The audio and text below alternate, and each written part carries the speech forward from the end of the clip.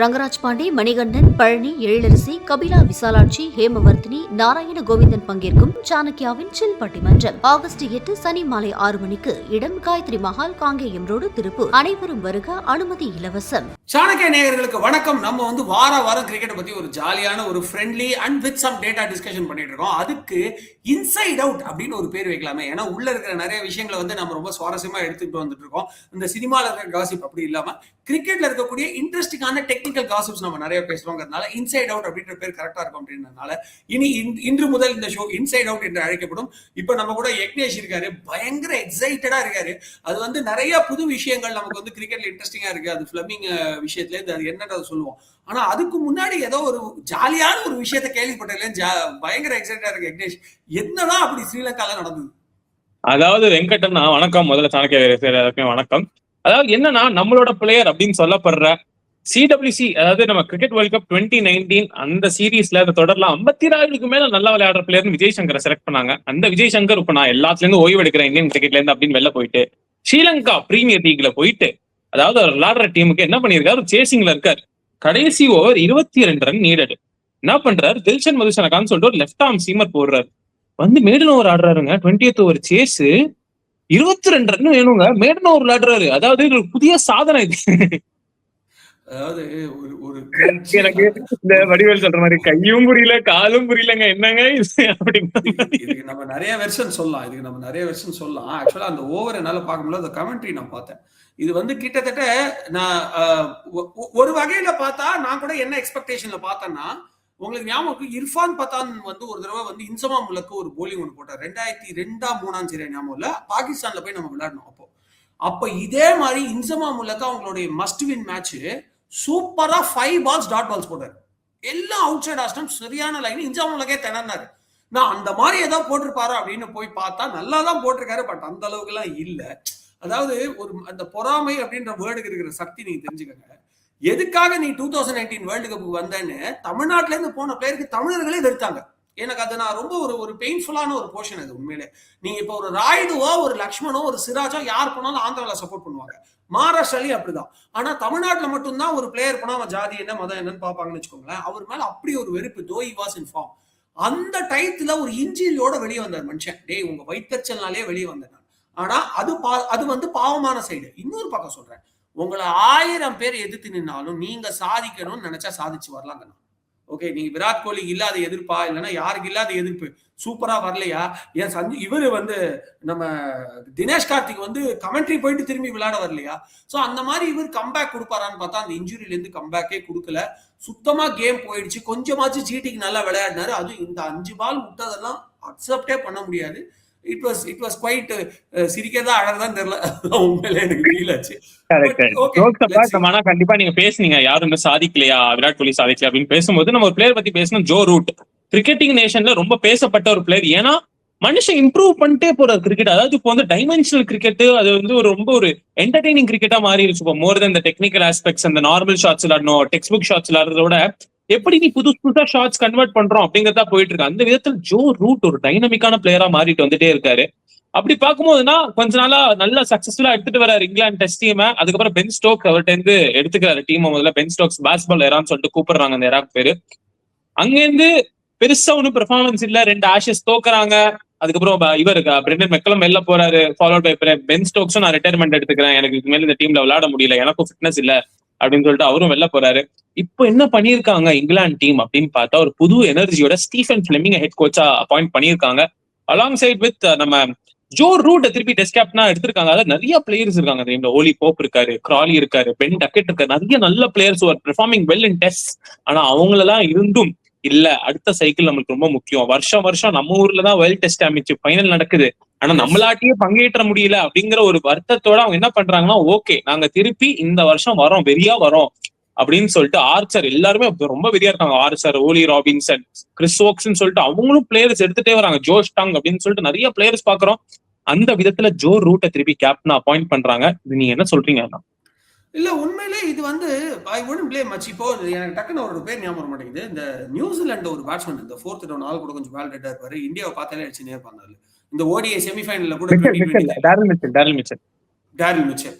டாரில் Mitchell மாதிரி இந்த Joe ரூட்டுக்கு Indian bowlers கிட்ட பதிலே இல்ல. டேய் உன்னை எப்படி தாண்டா அவுட் பண்றது? இந்த மாதிரி டிராவிஸ் ஹெட்டையும் சொல்லுவாங்க, இந்த மாதிரி இந்தியா பார்த்தாலே அடிப்பாரு. ஆனா டிராவிஸ் ஹெட்லாம் அவுட் பண்ண முடியும், நம்ம ஆளுங்க போட மாட்டானுங்க, லக்கு வேற ஒரு பக்கம். பட் இவனுங்களை வந்து என்னால மறக்க முடியாது. மேத்யூ ஹேடன் அந்த காலத்துல, அப்புறம் இப்ப டாரில் மிச்சல், அதுக்கப்புறம் வில்லியம்சன் கூட அவுட் பண்ணிடுவோம், டாரில் மிச்சல் நிப்பாப்ல. அதே மாதிரிதான் இந்த ஜோ ரூட். ஜாஸ் பட்லர் நம்ம அவுட் பண்ணுவோம், ஆனா ஜோ ரூட் நின்றுனே இருப்பான். அது வந்து எந்த மாதிரி ஒரு பிளேயர் அப்படின்னா, நான் எல்லா பிளேயருக்கும் ஒரு பிளானோட வருவேன். நீ இந்த பிளான வருவேன், இதுக்கும் நான் ஒரு பதிலோட வருவேன்ற ஒரு பிளேயர். ஃபாபுலஸான ஒரு பேட்ஸ்மேன். நீ வந்து அன்கன்வென்ஷனல் கிரிக்கெட் வேணுமா, என்கிட்ட இருக்கு, நான் அதை இம்ப்ரவைஸ் பண்ணிட்டு இருக்கேன். இல்ல கன்வென்ஷனல் கிரிக்கெட் வேணுமா, நான் அதையும் ஆடுவேன், சூப்பரா ஆடுவேன் அப்படின்னு சொல்லிட்டு ஒரு ஃபாபுலஸ் பிளேயர். அதாவது ஒரு கேப்டன், ஒருத்தர் கேப்டனா வச்சோ அவர் வந்து சரியா பெர்ஃபார்ம் பண்ணல, வேற ஒருத்தர் கூட்டிட்டு வந்து மறுபடியும் பழையாலே கேப்டன் ஆக்குறதுன்றது வந்து புது பழசெல்லாம் கிடையாது. இது நம்ம பல முறை இந்தியன் கிரிக்கெட்ல முகமது அசாருதீனே திருப்பி பண்ணிருக்கோம். ஓகேங்களா?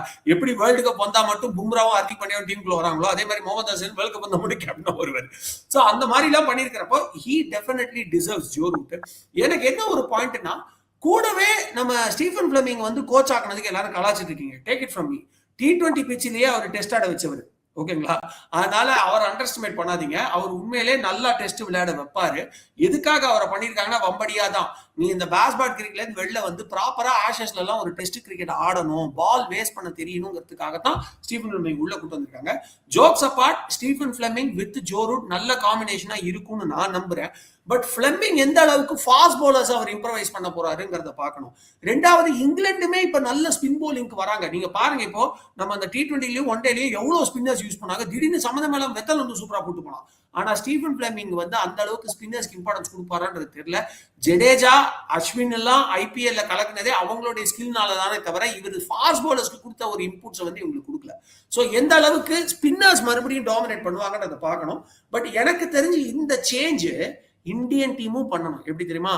ஒன் டேக்கு இப்ப ஒண்ணு கெட்டு போல கிட்டத்தட்ட 20 ஒன் டே விளையாட வேண்டி இருக்கு குறைஞ்சபட்சம். 18 இருந்து 20 ஒன் டே.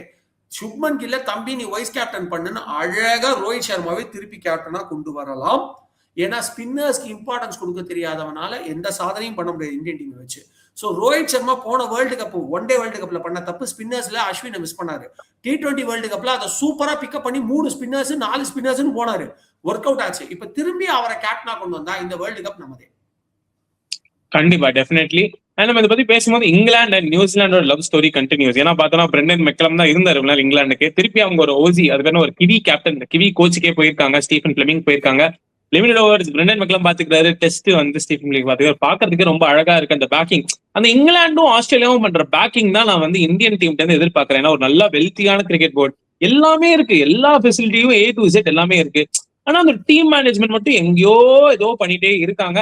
பட் ஓகே, ஆனா நம்ம டெஸ்ட் கிரிக்கெட் பத்தி பேசும்போது ரொம்ப முக்கியமா ஒரு இந்தியன் கிரிக்கெட்டர் பத்தி பேசியே ஆகணும். அஜிங்கியா ரஹானே, ஜிங்ஸ் அப்படின்னு சொல்லிட்டு செல்லமா கூப்பிடுவாங்க, அஜுபாய் அப்படின்னு கூப்பிடுவாங்க. அவர் வந்து அவரோட ரிட்டையர்மெண்ட் ஓய்வு அனௌன்ஸ் பண்ணிருக்காரு. நிஜமாவே சொல்றேன், எவ்ரி கிரிக்கெட் ஃபேன், அதாவது என் ஜென்ரேஷன், நான் வந்து 2000 அப்புறம் பான் தான் நானு. என்னோட ஜென்ரேஷன் டெஸ்ட் கிரிக்கெட் பார்க்க ஆரம்பிச்சதே விராட் கோலி, சட்டேஸ்வர் புஜாரா, ரோஹித் சர்மா, அஜிங்கியா ரஹானே எல்லாம் பார்த்துதான். பட் அந்த ஸ்லிப் கார்டு, அதாவது இவங்க 4 பேர் தான் ஸ்லிப்ல நிப்பாங்க, அவங்க 4 பேருமே இப்ப இல்ல அப்படிங்கிற போது அது நிஜமாவே கொஞ்சம் வருத்தமா தான் இருக்கு. அது மாதிரி ஹெவி ஹார்ட்டா இருக்கு. ஏன்னா நம்ம கண்டிப்பா கோவிட் போது நம்ம எல்லாருமே ரொம்ப ஃப்ரீயா இருந்திருப்போம். அப்ப அந்த ஆஸ்திரேலியா சீரீஸ் நம்ம மறக்கவே முடியாது. 2020, 2021 ஆஸ்திரேலியா சீரீஸ் அப்படி ஒரு கூஸ் பம்ஸான series. First match 36 all out, Virat Kohli போறாரு, ஷமி இன்ஜுரி ஆயிட்டாரு, உமேஷ் சர்மா, உமேஷ் மெயின் பிளேயர் வெளில போனதுக்கு அப்புறம் அவ்வளவு ஒரு பெயின்ஃபுல்லான டிஃபீட்ல இருந்து இந்தியாவை திருப்பி டேக் ஓவர் பண்ணி அடுத்த மேட்சே செஞ்சுரி போடுறாரு கேப்டனா. First as an official captain century போடுறாரு. அது எங்க மெல்போர்ன்ல போடுறாரு. எவ்வளவு பெரிய கிரவுண்ட் நமக்கு தெரியும். மெல்போர்ன்ல போடுறாரு அண்ட் லீட் பண்றாரு. அந்த எனர்ஜி நம்ம ரொம்ப முக்கியம் பண்ணணும். ஒரு கோவிட் டைம் அவங்க எல்லாருமே அந்த குவாரண்டைன்ல இருக்காங்க. அதாவது அவங்க அப்ப அவ்வளவு ரூல்ஸ் இருந்துச்சு. 40 யார் ஆஸ்திரேலியாக்குள்ள வந்தாலே 14 days ஓரமா இருக்கணும், தனியா இருக்கணும், ஃபேமிலி வரக்கூடாது, அவ்வளவு ரூல்ஸ் போடுறாங்க. நம்மளா 2 நாள் ஃபேமிலி விட்டு போனாலே ஐயோ அப்படின்றோம், மூதி ஃபிளாட் ஆயிடுது. பட் அவங்க எல்லாம் மாச கணக்கா 2-3 மாசம், ஏன்னா அது பெரிய சீரிஸ், T20s ODIs எல்லாம் விளையாடினாங்க.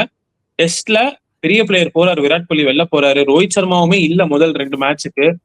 சோ அப்படிப்பட்ட ஒரு ஸ்குவாட். கடைசி மேட்ச் எல்லாம் பாக்குறோம், லிட்டரலா இருக்கிற எல்லா நெட் பவுலர்ஸையும் கூப்பிட்டு வா போலிங் போடுங்க கூப்பிடுறாங்க. அதாவது சர்துல் தாக்கூர் பண்றாரு, அங்கதான் சர்துல் தாக்கூர் உள்ள வராரு, வாஷிங்டன் சுந்தர் உள்ள வராரு, நம்ம நட்ராஜன் உள்ள வராரு. சோ அப்படிப்பட்ட ஒரு டீம். அந்த ஒரு சீரீஸ் அஜிங்கியா ரஹானே, அந்த ஒரு சீரீஸே போதும். அண்ட் அஜிங்கியா ரஹானேயோட பெஸ்ட் டெஸ்ட் ரெக்கார்ட்னா 11 டெஸ்ட் மேட்சஸ் கேப்டன்சி பண்ணிருக்காரு இந்தியாவுக்கு. ஒரே ஒரு டிஃபீட் தான் பண்ணிருக்காரு, ஒரே ஒரு டிஃபீட் தான். அது தவிர எல்லாமே விக்டரி தான் அஜிங்கியா ரஹானேவை பொறுத்த வரைக்கும். ஆனா யூ டேக் ஆன், நீங்க கண்டிப்பா நிறைய பாத்துருப்பீங்க அவரை. நான் இன்னொரு விஷயம் அவரை பத்தி சொல்லணும் பாசி. நம்ம எல்லாம் பேசின இது எல்லாமே நிறைய பேர் இந்த டேட்டாஸ் எல்லாம் சொல்லியிருப்பாங்க. பட் நம்ம கவனிக்க விட்ட 2 விஷயம், ஸ்பின்னர்ஸ்க்கு அவர் கொடுக்குற இம்பார்ட்டன்ஸ். அந்த சீரீஸ்ல நீங்க வந்து பாத்தீங்கன்னா ஆஸ்திரேலியா வந்து கிட்டத்தட்ட நம்ம ஹியூமிலியேட் பண்ணணும்னு நினைச்சாங்க. ஏன்னா அதுக்கு முன்னாடி 2018-19லயே ஆஸ்திரேலியால போய் ஆஸ்திரேலியா சீரீஸ் தோக்கச்சார் நம்ம கோலியோட கேப்டன்சி. It did very well. So அந்த ஒரு அழுக்க தொடக்கணும். அதுக்கப்புறம் நம்ம இந்தியாவில் நடந்த பார்டரும் ஜெயிச்சோம். ஸோ அந்த அழுக்க தொடக்கணும்டான்னு ஒரு கொலை வெறியில இருந்து ஆஸ் யூஷுவல் ஒரு 36ல போனதுக்கு அப்புறம் ஊருக்கு போன விராட் கோலி எல்லாம் வம்புக்கு இழுத்து கலாச்சாங்க. ஓகேங்களா, ஓடிட்டாரு அப்படி இப்படின்னு. ஏன்னா ஆஸ்திரேலியாவோட மீடியா வந்து அவ்வளவு அசிங்கமான மீடியா, சிஜேபி ப்ரொடெஸ்டோட மோசமானதுங்க. ஸோ அப்படி இருக்கும்பொழுது அந்த ப்ரெஷரை உள்ள 2வது நிறைய ஆஃப் த ஃபீல்டு, சைனா மாதிரி நிறைய ஆஃப் த ஃபீல்டு விளையாடுவாங்க. வேணும்னே குவாரண்டைன்ல இருக்கிற பிளேயர்ஸ்க்கு சாப்பாடெல்லாம் டிலே பண்ணி கொடுத்து, அவங்களுக்கு கொஞ்சம் எக்ஸ்ட்ரா ப்ரெஷர்ஸ் கொடுத்து, அவங்களுக்கு வந்து ப்ராப்பரான ஏசி அரேஞ்ச்மெண்ட்ஸ் எல்லாம் பண்ணாம இவ்வளோ அசிங்கமா பிஹேவ் பண்ணிச்சு, எதுக்கடா விளையாடுறோன்ற மாதிரி ஒரு மைண்ட் செட்டை கொடுத்தாங்க. அதையும் மீறி ஆக்சுவலா அவரை ரஹானேவை இன்னொரு டிராவிட்னு நம்ம நினைச்சோம். ஏன் நான் இதை சொல்லிட்டு அதுக்கு வரேன். அதையும் மீறி காமன் கம்போஸ்டா இருந்து அந்த செஞ்சுரி தான் டீமுக்கே ஒரு உத்வேகத்தை கொடுத்துச்சு. அதை தவிர்த்து அஸ்வினுக்கு 11வது ஓவர் கொடுத்துருப்பாங்க நண்பா ஆஸ்திரேலியன் ட்ராக்ல. ஆஸ்திரேலியன் ட்ராக் அப்ப அஸ்வின் நாடான்னு முட்டாள்தனமா சொல்றவங்க மத்தியில, நீங்க யாரை வேணா நினைச்சுக்காங்க, நான் முட்டாள்னு சொல்றேன், மத்தியில 11th ஓவர் அந்த பிச் கண்டிஷன்ஸை பார்த்துட்டு ஆஸ்திரேலியன் ட்ராக்ல அஸ்வின் கொடுத்தாரு. That match was a huge difference. That took us to winning the series. நம்ம ரிஷப் பந்த் ஆடின சூப்பரான பேட்டிங், அந்த பினிஷிங், சுப்மன் கில் அடிச்ச 92 இந்த last match, Shardul Thakur and அவர் பேர் என்ன வாஷிங்டன் சுந்தர் போட்ட 100 பார்ட்னர்ஷிப் சூப்பர். எல்லாமே இதெல்லாம் எப்படி நடந்துச்சு? ஒரு பிரஷரே இல்லாம கண்ணா நாம தோத்தாலும் கௌரவமா தோக்கணும்னு நினைச்சு ஆடுறா அப்படின்றதுக்கு ஒரு கேப்டன் வேணும். So Rahane did that fabulously. அதை விட முக்கியம் அந்த அஸ்வினை யூட்டிலைஸ் பண்ண விதம். அந்த இன்ஜுரியோட 2 பிளேயர்ஸ் ஆடும்போது இவர் எடுத்துக்கிட்ட கேர் எல்லாத்துக்கும் மேல ஒண்ணு சொல்லிட்டா, இந்தியன் கிரிக்கெட்டுக்கு பெருமை சேர்த்தாரு. இந்தியா ஆப்கானிஸ்தான் 1-off சீரீஸ் கண்ணா உங்களுக்கு ஞாபகம் இருக்கும். அந்த 1-off series first Afghanistan test match ஆடுறாங்க, இந்தியால இருந்து விளையாடுறாங்க. 3 நாள்ல முடிஞ்சு போச்சு, இன்னிங்ஸ் டிஃபீட். செலிப்ரேட் பண்ணல அஸ்வின், ஓகேங்களா, ஏன்னா அவங்களை இன்சல்ட் பண்ணக்கூடாது. அதை விட அவர் என்ன பண்றாரு, முறையா ஒரு கேப்டனா ஒரு ஒரு ஃபுல் டைம் கேப்டனா, ஏன்னா அந்த சீரீஸ்ல அவர் தான் கேப்டன், ஒரு மேட்ச்னாலும் அவர்கிட்ட கப்பை கொடுக்குறாங்க. ஆப்கானிஸ்தானை கூப்பிட்டு நீங்களும் வந்து எங்களோட பிரசன்டேஷன்ல கலந்துக்கோங்க, அந்த கப்பை கொடுத்தாரு பாருங்க. ஆஸ்திரேலியா இதே டாமினன்ட் பொசிஷன்ல இருந்தா ஓவரா வாய் விட்டுருப்பானுங்க. ஆனா இந்தியா நிலை உயரும் போது பணியை கொண்டால் உயிர்கள் உன்னை வணங்கம்னு ப்ரூவ் பண்ணாங்கன்னு உலகமே பார்த்துச்சு. This is call cricket gentle mannerism. இப்படி தாண்டா விளையாடணும் ஆஸ்திரேலியா நொன்னைகளான்னு ஆஸ்திரேலியா பத்திரிகைகளே எழுந்தானுங்க. ஓகேவா, அந்த அளவுக்கு ரஹானே இந்தியன் கிரிக்கெட்டுக்கு பெருமை சேர்த்தவர். இப்போ நான் நெகட்டிவ் சைடு வரேன். அவர் வந்து நிறைய பேர் உடனே சோசியல் மீடியால ஜஸ்டிஸ் ஃபார் ரஹானே எல்லாம் போட்டாங்க. நீங்க சொன்னீங்கல்ல பேக்கிங், அவருக்கு கொடுத்த மாதிரி பேக்கிங் கொடுக்க முடியாது. நல்லா பாருங்க, 2017லாம் he was watched as equivalent as கோலி. ஓகேங்களா, கோலிக்கு அடுத்த கேப்டன் ரோஹித் சர்மா கிடையாது, அவரா தான் இருந்தார் டெஸ்ட்டுக்கு. 2017ல 600+ ரன்ஸ் அடிச்சாரு, ஃபேபுலஸ் சீசன். ஆனா அவர் கேப்டன் ஆகி ஒரு செஞ்சுரி மெல்போர்ன்ல போட்டாருன்னு பேசணும்ல, அதுதான் அவருடைய கடைசி செஞ்சுரி. அதுக்கப்புறம் he was totally out of form. 17 இன்னிங்ஸ்ல 2 50, 2 duck, 6 single டிஜிட்மா. Obviously he will have to be dropped. அப்போ இவரை வந்து ஒரு பிளேயராவே, ஏன்னா அப்பதான் பாத்தீங்கன்னா டவுன் தி ஆர்டர்ல ஷர்துல் தாக்கூர் சூப்பரா ஆடுறாரு, நம்ம ஜடேஜா சூப்பரா ஆடுறாரு, வாஷிங்டன் சுந்தர் கொடுக்குற மேட்ச்லாம் நல்லா விளையாடுறாரு. அப்ப எல்லாரும் என்ன நினைச்சாங்க, ரிஷப் பந்த் ஃபேபுலஸா விளையாடுறாரு, அப்ப இவருடைய பொசிஷனை ரிஷப் பந்த் கொடுத்துட்டு இவங்களெல்லாம் கொஞ்சம் டவுன் தி ஆர்டர் இறக்கலாமான்னு டீம் யோசிக்க ஆரம்பிச்சாங்க. இவருக்கு டீம்ல பிளேயர்ஸ் பறிபோச்சு because of totally out of form. அது பறிபோனதுனால Rohit Sharma was given the captaincy. So அது வந்து நான் என்ன தெரியுமா சொல்லுவேன், எல்லாருக்குமே ஜாதகம்லாம் வந்து சொல்றாங்க, இப்பதான் கொஞ்சம் ஆஸ்ட்ராலஜிலாம் தெரிஞ்சுக்க ஆரம்பிக்கிறேன். ஸோ எல்லாருக்குமே கெட்ட நேரம்னு வரும், இவருக்கு அந்த கெட்ட நேரம் இவர் கேப்டனா பாக்குற நேரத்துல வந்துருச்சு, அவ்வளவுதான். டெஃபினெட்லி. ஆனா நம்ம என்ன நெகட்டிவ் சைட் பேசினாலுமே அவர் அவ்வளவு பண்ணிருக்காருங்க. அதாவது நெகட்டிவ் சைட் நம்ம சஞ்சு சாம்சனுக்கு பேசும்போது நெகட்டிவ் சைட் ஜாஸ்தியாகவும் பாசிட்டிவ் சைட் கம்மியாவும் இல்ல. இவருக்கு பாசிட்டிவ் சைட் ஜாஸ்தி, நெகட்டிவ் பாவம் எல்லாருக்குமே அந்த டிஃபரெண்ட் ஃபார்ம் வரும். அவருக்கு towards end of his career வந்து அப்படியும் சொல்றேன், அவர் ஆடின கடைசி மேட்ச் வந்து வேர்ல்ட் டெஸ்ட் சாம்பியன்ஷிப் ஃபைனல் ஓவர்ல நடக்குதுன்னு நினைக்கிறேன், அகேன்ஸ்ட் ஆஸ்திரேலியா விளையாடுறோம் 2023ல. அதுல ஸ்டில் மொத்த டீமும் கொலாப்ஸ் ஆன போது அவர் மட்டும் 87 அடிக்கிறாருன்னு அதை நம்ம மறக்க கூடாது. வேர்ல்டு சாம்பியன்ஷிப் ஃபைனல்ல அந்த 13 ரன் அடிச்சிருந்தாருன்னா அன்னைக்கு 100 போட்டிருப்பாரு. பட் ஸ்டில் அதான் அவரோட லாஸ்ட் மேட்ச். அதாவது ரெண்டாவது சொல்றேன், let me make it interesting. அதுவும் ஒண்ணு சொல்றேன், அவர் மேல எந்த அளவுக்கு இந்தியன் டீமுக்கு நம்பிக்கை இருந்தா டைரக்டா WTC வந்தாரு. இந்த காதல் படத்துல வர மாதிரி டைரக்ட் ஹீரோவா அப்படின்ற மாதிரி அவர் ரஞ்சி ட்ரோஃபி நல்லா பெர்ஃபார்ம் பண்ணியிருந்தாரு. ஆமா 2022 ஜான்லயோ பிப்லயோ ஒரு டிரா பண்றாங்க ஓகேங்களா. அதுக்கப்புறமா தான் கோலி வெளில போறாரு, ரோஹித் சர்மா கேப்டன் ஆறாரு. பட் அதுக்கப்புறம் அவர் விளையாடவே இல்லை ஒரு டெஸ்ட் கூட. ரோஹித் சர்மா கஷ்டப்பட்டு முக்கியமான எப்படியோ போராடி இந்தியன் சீரீஸ்லாம் யூஸ் பண்ணி WTC ஃபைனல் எடுத்து வந்துறாரு. இவரு பாத்தீங்கன்னா ரஞ்சி டிராஃபில 600+ ரன், IPL CSK விளையாடி செம நாக்கு. அப்ப ரெண்டுமே விளையாடி அப்பெல்லாம் IPL பார்த்து டெஸ்ட் டீம் எடுக்கிற பழக்கம் இருந்துச்சு. சரி நீ வார ஆகானே தூக்கி விட்டாங்க, சூப்பரா விளையாடினார். ஸோ டைரக்டா கொடுத்தாங்க, இவருக்கு ஆல்ரெடி டெஸ்ட் எக்ஸ்பீரியன்ஸ் இருக்கு, உனக்கு என்ன சொல்லி தரணும் நீ வாடா அப்படின்னு சொல்லி. And played well. ஆனா அடுத்ததே ஒரு வெஸ்ட் இண்டீஸ் சீரீஸ்ல 3-8 அவ்வளவுதான். அதோட அவரோட கரியர் வந்து முடிக்க வேண்டிய ஒரு சிச்சுவேஷன் ஆச்சு. பட் இன்னொரு விஷயம் சொல்றேன், ராகுல் டிராவிட் அடுத்த ராகுல் டிராவிடா அவர் இருப்பாருன்னு எல்லாரும் பார்த்தாங்க. அது ஆக்சுவலா பேட்டிங் ஸ்டைல்ல கோலியை தான் எல்லாருமே பாக்குறாங்க. Nobody says Kohli is next Sachin, Sehwag தான் அடுத்த சச்சின், கோலி அடுத்த ராகுல் Dravid in terms of shots. But in terms of calmness and aggressive on field செட்டப்ல போலிங் சேஞ்சஸ்ல அக்ரெசிவ்னஸ் இருக்குமே தவிர பாடியில திட்டுறதுலாம் இருக்காது. ஏன்னா இவர் வளர்க்கப்பட்டதே ராகுல் டிராவிட்னால. ஆரம்பத்துல கிங்ஸ் 11 பஞ்சாபுக்கு நல்லாவே ஆடி இருந்தாலும் RRக்கு வந்ததுக்கு அப்புறம் தான் ராகுல் டிராவிடோட கேப்டன்சி கீழே ஆடினாரு, ராகுல் டிராவிடோட கோச்சிங் கீழே ஆடினாரு, பயங்கர நல்ல பேர் கிடைச்சது. சோ அப்படிதான் எதிர்பார்த்தோம். Bad time pulled him out. But இருந்தாலும் அவர் வந்து ஒரு நல்ல பிளேயர். டெஸ்ட்ல வந்து அவே பிச்சர்ஸ்ல நம்மள தலை நிமிர வச்சாருங்கிறத மறுக்கவே முடியாது. டெஃபினெட்லி அவர் கண்டிப்பா ஒரு அப்ளாஸ் கொடுத்தாகணும். நம்ம சாணக்கியா டீம்ல இருந்து அவருக்கு அவரோட விஷயம் the best for next innings, next கோச்சிங்லாம் பண்ண போறதா சொல்றாரு. KKRக்குமே போன 2 சீசன் டீம் ஒழுங்கா விளையாடல, அவர் நல்லா தான் விளையாடினார் அப்படிங்கறது சொல்லலாம். மேபி இந்த சீசன் கொஞ்சம் கடைசி ஒரு 5-6 மேட்ச் அவரும் சொதப்பிட்டார், ரொம்ப டக் அவுட் ஆயிட்டே இருந்தாரு. ஸோ ஐ திங்க் அவரே ஃபீல் பண்ணிருப்பாருன்னு நினைக்கிறேன். ஓகே நம்மளுக்கு காலம் வந்துச்சு, இது போதும், யங்ஸ்டர்ஸ் வராங்க, அடுத்தது நம்ம அடுத்த ரோலுக்குள்ள போவோம்னு சொல்லிட்டு. But anyways well done on career, ரொம்ப அழகா விளையாடுனீங்க. எங்க டீம் சார்பில் உங்களுக்கு ஒரு பெரிய தேங்க்யூ. ஏன்னா இந்தியன் கிரிக்கெட்டுக்கு அவ்வளவு பண்ணிருக்கீங்க.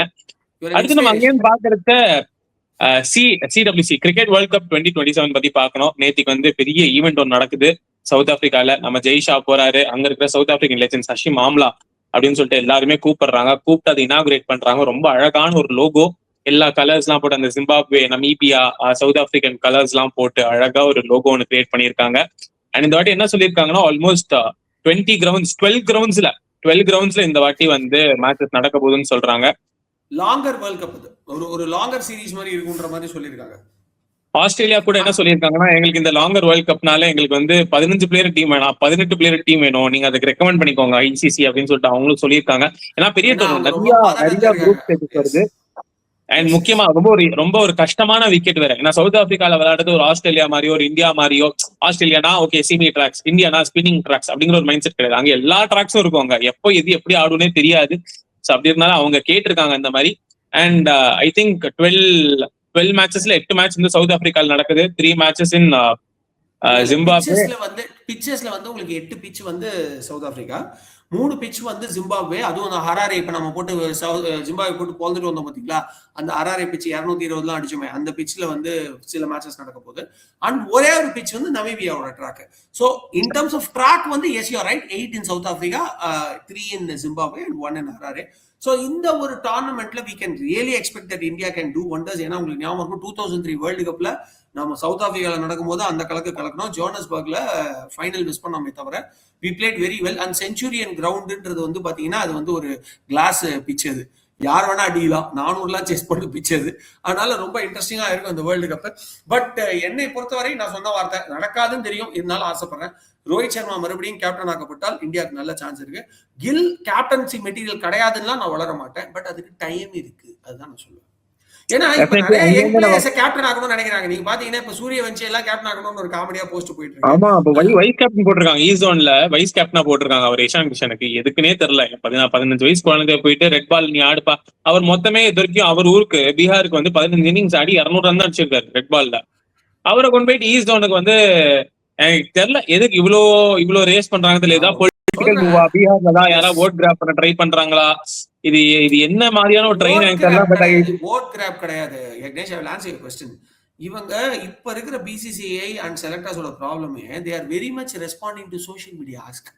அது என்னன்னா அது வந்து பயந்து எல்லாம் கிடையாது. கம்பீர் இவரெல்லாம் ஷாலாம் பயப்படுறாங்க கிடையாது.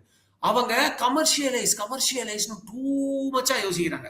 சரி, என்னதான் ஜெய்ஷா இப்ப தலைவர் இல்லை அப்படின்னாலும் கண்ட்ரோல் யார்கள் இருக்குன்னு உங்களுக்கு தெரியும். ஸோ ஒரு குஜராத்தி மைண்ட் செட்ல வந்து too much of business, social media எதிர்பார்க்குற ஆளுக்கு நீ இம்பார்ட்டன்ஸ் கொடுத்தா அதுக்காகவே பார்க்க வருவாங்கன்னு they are literally spoiling cricket. உங்களுக்கு தெரியும் இந்த ஐபிஎல் லிட்டரலா வியூவர்ஷிப் 25% கீழே டிப்பாச்சு. ஓகேங்களா? ஏன்னா ஒரு அழுத்து போச்சு. எவ்வளவு 6 போடுறா பாக்க. சூரியவன்ஷி ஒருத்தரால் தான் பார்த்தாங்க இந்த ஐபிஎல். ஃபைனல் மேட்சோட viewership down as you know. So அப்படி இருக்கும்பொழுது அது வந்து ஒரு ஆர்சிபி 2வது கப்புடான்றதுக்காக மறுபடியும் பார்த்தாங்களே தவிர ஆக்சுவலா கொஞ்சம் டிப் ஆச்சு. ஏன்னா சூரியவன்ஷி வெளில போனதுக்கு அப்புறம். ஸோ அதுக்காக இதை பண்றாங்க. அது அந்த பையனோட கரியருக்கு கெடுதின்னு நான் சொல்லுவேன். வென் யூ ஆர் நாட், அதாவது எனக்கு ஏதோ ஒரு அழகான ஒரு குட்டி சிட்டுக்குருவி தலையில் பணங்கா வைக்கூடாதுன்னு சொல்லுவாங்க. அந்த மாதிரி அவனுடைய ஸ்கில்ல வெளியே வர விடாம நீங்க ஓவர் சோஷியல் மீடியா ப்ரெஷர் கொடுக்குறீங்களோன்னு எனக்கு தோணுது. This is not very healthy for cricket. வேற இன்னொரு மூவ் பண்ணிக்காங்க பாருங்க. ஸ்ரீலங்கால நடக்க போற சீரியஸ்ல அந்த சரஞ்ச் ஜெயின் ஒரு சூப்பரான ஒரு ஆஸ்பினர் ஆல்ரவுண்டர் கொண்டு வந்திருக்காங்க டெஸ்ட் கிரிக்கெட்டுக்கு. அவர் ஐபிஎல்லே விளையாடாம வந்திருக்காரு. ஸோ ஐபிஎல் விளையாடாதவங்களை கூட நான் வந்து டெஸ்ட்ல எடுப்பேன், நான் டெஸ்ட் டீமுக்கு ஓடிஐக்கும் ஐபிஎல் பெரிய இம்பார்ட்டன்ஸ் கொடுக்க மாட்டேன்னு கம்பீர் ஆரம்பத்தில் சொன்னதை இப்பொழுது செய்திருக்கிறார் வழியாக. அப்ப அந்த சரண் ஜெயின்ன்றது 33 வயசு ஆளுனாலும் ஒரு ஆஃப் ஸ்பின்னர், அந்த வார்த்தை கேட்கவே நல்லா இருக்குல்ல இக்னேஷ். ஸ்பின்னர் இல்ல ஸ்பின்னர் வேணா அஸ்வின் வந்து இங்கிலாந்து பிச்சில் வேணா, ஆஸ்திரேலியா பிச்சில் வேணா, ஷேன் வார்னர் எங்க போலிங் போட்டான்னு தெரியல எனக்கு. ஆஸ்திரேலியன் பிச்சில் வேணா, இங்கிலாந்து பிச்சில் வேணா, சவுத் ஆப்பிரிக்கன் பிச்சில் உட்கார வச்சுட்டே இருப்பாங்க. இப்ப ஆஃப் ஸ்பின்னர் இந்தியாவுக்கே விளையாட தெரியல. நீங்க மற்ற பிளேஸ் விடுங்க. பட் இப்போ ஒரு நல்ல ஆஃப் ஸ்பின்னரை டீமுக்குள்ள கொண்டாந்துருக்காங்க. ஹர்பஜன் சிங் கிட்ட வர கோச்சிங் எடுத்துட்டு இருக்காரு. ஐ திங்க் ஸ்ரீலங்கால நல்லா விளையாடுவாரு. நம்ம இந்தியன் டீம் ஜெயிக்கிறது அங்க அவ்வளவு ஈஸி கிடையாது. டெஸ்ட் கிரிக்கெட் வந்து ஸ்ரீலங்காலங்கிறது அவங்க போலர்ஸ்க்கு மட்டும் தான் அந்த பிச்சு வேலை செய்யும். அவ்வளவு மட்டமான பிச்சு ஆக்சுவலா. ஆனா அந்த இடத்துல ஒரு எக்ஸ்ட்ரா ஸ்பின்னரோட ஜடேஜாவோட சேர்ந்து இவர் போறது எனக்கு ரொம்ப சந்தோஷம். இந்த மாதிரி moves can be welcome. But Suryavanshi is too much. But இந்த டெஸ்ட் சீரிஸ் பத்தி நீங்க என்ன நினைக்கிற சூரியவன்ஷி?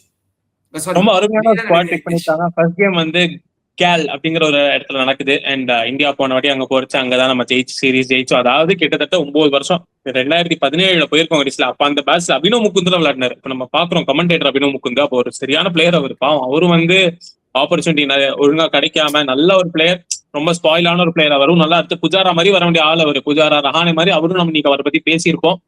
பட் பாவம் அன்லக்கி அப்படின்னு சொல்லலாம். சோ அவர்லாம் இருந்தார் அந்த ஸ்குவாட்ல 2017 நம்ம ஜெயிக்கும் போது. அங்கேருந்து இன்னைக்கு ஒரு டோட்டலி ஒரு டிஃபரெண்ட், ஐ திங்க் மொத்த டீமுமே டிஃபரெண்ட் நினைக்கிறேன். எக்ஸப்ட் கேஎல் ராகுல் மட்டும் இன்னொரு இருக்காரு அதே டீம்ல. தவிர மொத்த டீமுமே டிஃபரெண்டான ஒரு டீமோட போறோம் இந்த வாட்டி. ஆனா நல்ல விஷயம் தான், இந்தியா இப்ப நல்லா பண்றாங்க. இந்த முன்னாடியே இந்த நம்ம ஃபாரின் டூரிஸ்ட் போறதுக்கு முன்னாடி இந்த ஏ சீரிஸ் லிஸ்டே மேட்சஸ்லாம் அமுச்சு விட்டுறாங்க. அதுலதான் போய் பார்த்தோம்னா சாய் சுதர்ஷன்லாம் 2 இன்னிங்ஸ்ல போயிட்டு ஒரு இன்னிங்ஸ்ல 190 ஒரு இன்னிங்ஸ்ல 120 அடிக்கிறாரு. சாரான்ஸ் ஜெயின் போனாராங்க. நம்ம த்ருவ் ஜுரல் தான் கேப்டன் பண்ணாரு அந்த டீமை. சோ அந்த மாதிரி எல்லா பிளேயர்ஸுமே கொஞ்சம் கான்பிடன்ஸ் கொடுத்து தான் கூட்டிட்டு வராங்க. ஓகே நீங்களா விளையாடிட்டீங்க, ஓகே நம்ம கான்பிடன்டா இந்த சீரிஸ் விளையாடலான்ட்டு. ஸ்ரீலங்காவும் நம்ம சும்மா இடம் போடக்கூடாது. இவர் செலக்ட் ஆனது காரணமே அந்த இந்தியா ஏ சீரிஸ்ல Saransh was playing and he played in an unofficial match 6 for 75 எடுத்துட்டு 70 ரன்ஸ் அடிச்சார். 7 for and 70 ரன்ஸ். அண்ட் இந்த பையன் வந்து டொமஸ்டிக் கிரிக்கெட்ல 10 தடவை 5 for எடுத்திருக்கான், 10 தடவை 4 for எடுத்திருக்கான். ஆமா, முக்கியமான இம்பாக்ட் என்ன, இந்த வாட்டி ரஞ்சி ட்ரோஃபி ஃபைனல்லையுமே அவர் 7 விக்கெட் ஹவுல் எடுக்கிறாரு. சோ அதுதான் எனக்கு என்ன ரொம்ப சந்தோஷம்னா அவங்க பண்ற பெர்ஃபார்மன்ஸ்க்கான ரிவார்டு இது. மேபி வாஷிங்டன் சுந்தர் இருந்தா அவருக்கு ஆப்பர்ச்சுனிட்டி கிடைக்காம இருந்திருக்கலாம். But very happy that he perform, he got his opportunity. So India கண்டிப்பாவே ரொம்ப டஃபான ஒரு சீரிஸா இருக்கும் போதே நான் ஸ்ரீலங்காவை நம்ம குறைச்சி எடை போடக்கூடாது. ஸ்ரீலங்கா நல்ல ஒரு டீம், நல்லா விளையாடிட்டு வராங்க. தேர் பிளேயிங் வெரி குட் கிரிக்கெட். அதுவும் அவங்களோட ஹோம் டர்ஃப்ல அவங்க இந்த ஸ்பின்னர்ஸ் மிஸ்டீரியஸ் ரைட் ஹேண்ட்லயும் போடுவான், லெஃப்ட் ஹேண்ட்லயும் போடுவான். அந்த மாதிரி ஸ்பின்னர்லாம் ஒரே ஆள்ல வச்சிருக்காங்க. சோ நம்ம பார்த்து தான் விளையாடணும். சுப்மன் கில்க்கு ரொம்ப ஒரு டெஸ்டிங்கான சீரிஸா இருக்கும் போதே நம்ம இங்கிலாந்துல நம்ம தோத்துட்டோம். இந்த மாதிரி ஃபாரின் நேஷன்ஸ்ல போய் நம்ம தோத்துட்டு இருக்கோம் ரீசெண்டா. இந்த அடுத்த வேர்ல்டு சாம்பியன்ஷிப் ஃபைனல் ரொம்ப டஃபா தான் இருக்கு. ஸ்ரீலங்கா போறோம், அடுத்து உடனே பார்த்து நியூசிலாந்து போகிறோம் அவே சீரிஸ். சோ ரொம்ப டஃபான டூர்ஸ் வருது. Tough times ahead for Shubman Gill. But ஃபாரின்ல போய் ஜெயிக்க ஆரம்பிச்சார்னா அவருக்கு அந்த கான்பிடன்ஸ் தானா வரும். இந்த வாட்டி கண்டிப்பா ஸ்ரீலங்கா கவலையே படாதீங்க. அதுக்குதான் அவங்க அதை பயந்து போய் தான் ஜடேஜாவை திருப்பி ஸ்குவாட்ல எடுத்திருக்காங்க. மானவ் சுத்தர் சூப்பரா போட்டிருந்தார் போன வாட்டி பவுலிங். அதே மாதிரி குல்தீப் யாதவ் இருக்காரு, மறக்க கூடாது நம்ம. சோ இந்த வாட்டி கண்டிப்பா we can expect a victory. இதோட அடுத்த வாரம் நம்ம உங்களை சந்திக்கிறோம் இதே மாதிரி ஒரு ஃபன் ஃபீல்டான எபிசோட்ல. நம்ம அடுத்து பேசலாம். அடுத்த வாரம் நம்ம பேசுறச்ச ஸ்ரீலங்கா சீரிஸ் இன்னுமே கிட்ட வர ஆரம்பிச்சிடும். அண்ட் நம்ம அதை பத்தி நிறைய பேசலாம், நிறைய டிஸ்கஸ் பண்ணலாம். அன்டில் தென் நாங்க சைன் ஆஃப் பண்றோம். Bye by.